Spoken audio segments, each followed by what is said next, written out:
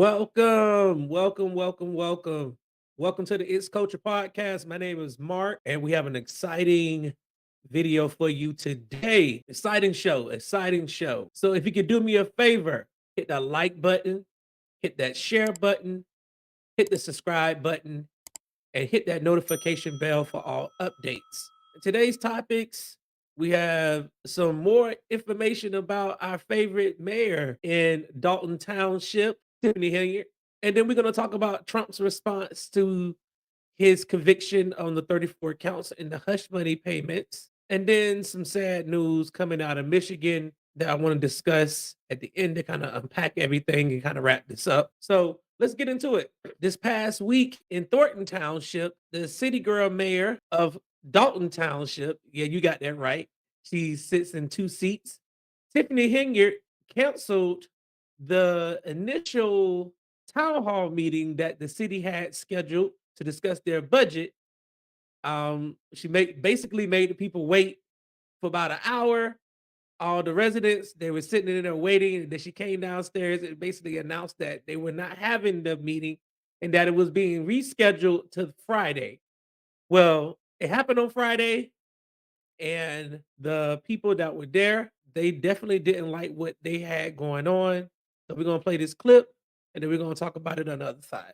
Fair use, fair use, fair use, fair use. The raucous atmosphere. The meeting room at the Thornton Township Board is packed. Unusual, to say the least, for a Friday afternoon meeting that was rescheduled from Tuesday. But many residents are fired up, believing the township and Supervisor Tiffany Henyard are misusing their tax dollars. It's kind of hard to believe anything she got to say. It's taxation without representation. The people have no say into them doubling the spending. This day, May 31st, is legally the last day the board can approve a budget for the next fiscal year, so there is little time for debate. The township assessor, a political opponent of Henyard's, is critical of the proposed budget. There's a total disrespect for the people here in the township. We've never had that before. Henyard, who also serves as the mayor of Dolton, is the focus of a federal criminal investigation, as well as being named in several lawsuits by current and former city employees. Several speakers referenced the investigation. People do not want to come to move to Dolton, and businesses do not want to come. They're not going to come as long as she's here. The township's proposed budget nearly doubles spending from the previous year, despite lower revenue estimates. While ignoring the criminal investigation, the supervisor claims she operated the budget at a surplus ever since taking over in 2021. Right there, you can already see what's going on, and she's already finessing the budget. You see all the people that was there. It went down, and at the end, something happened. Township is actually doing really well, and we're going to show you why so many people is running around telling lies. On their first vote, the board voted down the budget, but with the deadline looming just hours from now, they took a second vote and approved the budget. They took a second vote and approved the budget. After the first budget didn't get approved, they approved the second budget, allowing her to go ahead and spend more money and spend it recklessly. The politics that you vote for is the politics that you get. And these township residents, you all have a choice. You're going to have to figure out what you're going to do as far as who's going to be the supervisor of this township. If you all are going to re-employ her next year when she comes up for election. But if you all are so tired of this woman and you're tired of your money being spent recklessly, then you're going to have to do something, because Tiffany Henyard is not going to be stopped unless the federal government gets involved and prosecute her, or she finds out she's charged with some state charges. So the idea that she can continue to do this seems appalling. And you hear the residents are pissed off and they are frustrated at what's going on. But at the end of the day, this is who you all voted for. When you vote like this and you continue to vote like this, you get the results like this. So we'll pay attention, keep looking at our favorite super mayor over there in Dolton, and see what else she comes up with and see how she's going to spend the Thornton Township's money and blow it on her lifestyle. Moving on. Donald Trump, we've talked about this. You all can go look at my previous videos. Donald Trump was convicted of all 34 counts in a hush money case involving porn star Stormy Daniels. And Trump finally spoke to the media. He came out, it seemed like after the case was over with, and he spoke about it. So I want y'all to hear the clip from Trump speaking, and then we're going to talk about it on the other side. But I'm out there, and I don't mind being out there because I'm doing something for this country, and I'm doing something for our Constitution. It's very important, far beyond me. And this can't be allowed to happen to other presidents. It should never be allowed to happen in the future. But this is far beyond me. This is bigger than Trump. If you don't know what he's talking about the idea of a president, a former president, being prosecuted. So that's what he's talking about. This is bigger than me. This is bigger than my presidency. And the people understand it because I just see a poll just came out, the Daily Mail. That was the first one, came out, was done last night right after the verdict, where I'm up 6 points. And he's not lying about that. He is up 6 points in this poll. And he's also raised over $35 million the same day that he got convicted. 6 points from what we already were. We were leading fairly substantially. We're up 6 points in the Daily Mail poll. Now, maybe other polls come out and it says something differently, but a lot of people have predicted it because the public understands, and they understand what's going on. This is a scam. There's a rigged trial. It shouldn't have been in that venue. We shouldn't have had that judge. All right. So you hear what Trump is saying. He's saying that it was a rigged trial. It's politically motivated. The judge, allegedly, he's a supporter of Joe Biden. He's donated to the Joe Biden campaign. That's what Trump is alleging. And that it was a witch hunt, and that they did this because they're trying to invalidate his ability to run for president. Now, as I spoke about this in my previous video, and I'll link it in the description, he is still eligible to run for president. There's nothing in the Constitution that says that a felon cannot run for public office. The only thing that Donald Trump at the moment can't do is vote in the state of New York. Now, once he completes whatever it is that he's supposed to complete with them, then he'll be eligible to vote in the state of New York again. That was a change to their law to restore voting rights to those who have been convicted of felonies. The only problem with all of this is that Trump is registered to vote in the state of Florida. So what actually happens in the state of New York, as I mentioned in my previous video, really doesn't have any bearings on his ability to vote right now. I don't know what the Republican Party is going to do in regards to Donald Trump. Are they going to still nominate him next month? Which is kind of funny because after his trial, well, his sentencing trial, when he finds out if he goes to prison or if he's getting probation or pay a fine, whatever it is, a couple of days later is the Republican convention. And all signs look like they are backing the nominee.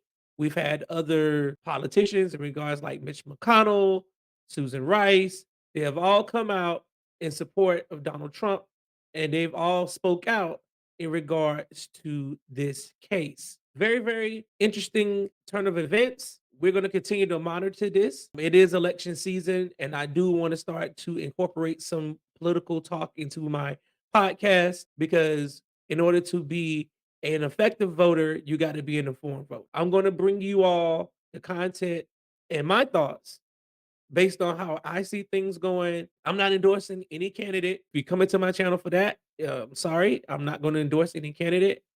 I've already spoken about my reasons for that, but I will keep you informed as far as what's going on with Trump in this case, because he still has other cases out there too.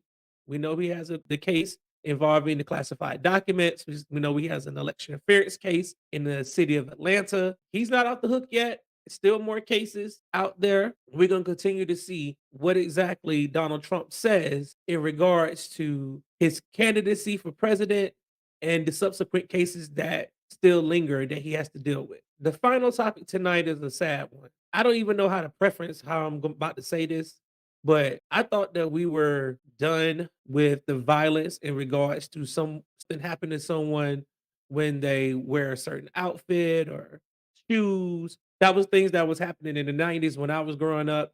You get a pair of new Jordans, a new pair of sneakers, a starter coat, whatever it was, you had to protect yourself because somebody might come up and rob you. Well, this just happened in Michigan in regards to a student. We're just gonna watch it. Fair use, fair use, fair use, fair use. His family says he lost his life over a pair of shoes. Now, safety concerns are growing after a teenager was shot and killed walking home from school. Elijah Reese was shot and killed as he was walking home from East English Village Prep last week. His murder is sparking anger and outrage in the community. It's also raising some major concerns about neighborhood safety. Sean Lay joins us now live on this story. And Sean, do police believe he was a random target in this case? First off, I don't even like that first question. Was he a random target? She's trying to preface it as if he was into something nefarious. She's already trying to find an angle to this before we even get the facts of what just happened. I just wanted to point that out. Truly a random target. Karen, I want to hit on a couple of things you said. Anger and outrage plus heartbreak. Let's add those together. That's what the mother. Everyone should be feeling that across Metro Detroit right now, because you should be allowed to wear what you want to wear to school, and you should be able to walk home safely. That is true. You should be able to walk home safely for school. You should be able to wear what you want to wear. It was not the case. If you talk random target, may have been for the young man's shoes. Elijah Reese was walking home from school, East English Prep, when he was shot 3 times and killed. It was 4 in the afternoon last Wednesday, a shooting that should shake up every person in Metro Detroit. And at a vigil for Elijah Monday night, we learned a new clue from Elijah's mother about why anyone would target the fun-loving 16-year-old. Or did y'all want his $1,200 shoes he had on his feet? Because that's Right there. $1,200 shoes. Now, I'm not saying that we shouldn't go out and buy our kids nice things, but $1,200 for a pair of shoes, come on, mom. But I'll digress. what I'm thinking. Y'all wanted his, what was the name of them shoes? Alexander McQueen's. A pair of Alexander McQueen shoes for a 16-year-old walking home from school. I just want to point that out. That y'all didn't even get. Senseless. Y'all killed my baby for nothing. Teens were shot and killed for their Air Jordan sneakers years back. This time, Elijah worked a job, and his mom says he bought a pair of $1,200 shoes. They are. Now we know he bought the shoes. Why would you, at this age, mom, come on. We got to be teaching our kids better than this. You should be saving up that money, not blowing it on a pair of shoes. Come on. And these Alexander McQueens look like some off shoe Stan Smiths. Adidas Stan Smith. That's what they look like to me. What do y'all think? Y'all think they look like some Stan Smiths? Nothing about this tells me that this is Alexander McQueen besides the little tongue right there. But other than that, these look like Adidas Stan Smiths. From the late designer Alexander McQueen, and they look like this. I think people should be allowed to wear whatever they want, but the challenge is that there are other people who just want to take it from them. Local 4 crime and safety expert Darnell Blackburn. It's just challenging because there's so many other people who just want what you have, and they may be envious of you. You never know what the circumstances are. They may need money, or they may just want to take something from you because they don't have it. Yes, and that is so true, that people will take things away from you simply because they can't afford it and they don't have it. This young man lost his life over a pair of sneakers, $1,200 pair of sneakers that he purchased himself with his own money, and they didn't even get the shoes. So we don't even know what happened as far as how any of this came about. There's no suspects right now. By all intents and purposes, it seemed like this young man was a decent young man. They didn't find, usually in journalism, they'll try to go digging into the child's past, trying to figure out if he's, had criminal elements. But it seemed like there's nothing in this case that goes to that. It doesn't seem like there's anything that would suggest that he was involved in any type of illegal activity. But the broader question still remains, why? Why in 2024 do we still have people who are willing to take a life over something that someone else has? It's something that I talk to my son about all the time, especially when he was younger. Yeah, you may have the nice clothes, the nice shoes, but there are people out here that are jealous and envy of your success and what you have because they don't have it. Because it's two sides of that. It's some people that have things and then they brag about it to you and make you feel bad. And then there's the people who feel bad who want to go at the person who got it. And it's very, very prevalent in the black community. And I'm just talking to the black community for a moment here. At what point are we gonna look at this stuff and say enough is enough? We can't blame nobody else for this, man. This is shameful. I hope that this family gets justice. I hope whoever was responsible for this is apprehended and prosecuted to the fullest extent of the law. I am also on the other side because I'm tired of seeing young black men lose their lives to senseless gun violence. And I'm tired of seeing young black men being incarcerated for committing gun violence. This perpetual cycle of school to prison. When are we gonna say enough is enough, man? Enough is enough. How many more vigils? How many more doves flying? How many more balloon launches? How many more picketed signs? How many more times does a family have to bury a loved one that's not supposed to be buried? It's not a parent should never be burying a child. It's supposed to be the opposite way. We're killing off legacies and lineages, and these kids' lives are being taken for them before they can even get into greatness. We don't know. This young man Elijah may have been the next president. He may have been the next top engineer, social media engineer, and we'll never know because his life was taken from him so senselessly over a pair of shoes. And parents, we have to talk to our kids about purchasing these large items. Is this something that he really needed? No. Did he want it? Yeah. Why? The flex. Come on, we know why.